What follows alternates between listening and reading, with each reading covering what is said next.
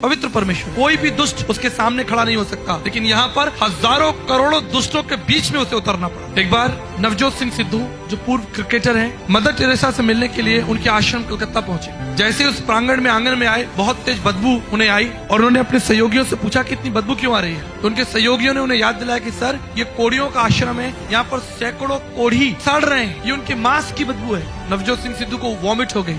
इंतजार की घड़ी बड़ी कठिन थी क्योंकि इतनी तेज बदबू थी। जब उसने दृष्टि की तो उसने देखा कि मदर टेरेसा, एक पतली दुबली स्त्री, सफेद साड़ी पहनकर उस मार्ग से चली आ रही है। दौड़ कर गया और उनके पैरों में गिर गया और उसने एक सवाल मदर टेरेसा से पूछा, आप इस स्थान पर कैसे रह सकती हो? मुझसे 5 मिनट नहीं रुका जा रहा, लेकिन आप तो इस स्थान पर रहकर इन कोढ़ियों की सेवा करती हो। मदर टेरेसा ने कहा, ये परमेश्वर का प्रेम है जो मुझे विवश करता है कि मैं इन लोगों की सेवा करूं। परमेश्वर का प्रेम, वो सनातन परमेश्वर, पवित्र परमेश्वर 33.5 साल तक हमारे बीच में रहा। आप जानते हैं क्यों? प्रेम की व्यवस्था में। जैसे एक माँ जब बच्चे को जन्म देती है तो उसके लिए बहुत कठिन होता है प्रत्येक रात को उठना जगना। ठंडी रातों में एक माँ कई बार अपने बच्चे के लिए उठती है, उसका ध्यान रखती है, देखती है वो जीवित है, कहीं उसे भूख तो नहीं लगी, इसके बदले में उसे कोई पैसे नहीं मिलते। ये प्रेम की व्यवस्था है कि वो अपने उस लहू के टुकड़े, उस मांस के टुकड़े को प्रेम करती है। मेरे प्रियो, अगर एक माँ अपने बच्चे के लिए रात भर जग सकती है, उसकी सेवा कर सकती है, उसके लिए उठ कर अपना प्राण देने के लिए तैयार है, तो वो स्वर्गीय पिता परमेश्वर जिसने सारी मानव जाति को बनाया है, वो आपके लिए क्या नहीं करेगा। प्रेम में ऐसा विवश हो गया, संसार में उतरा है।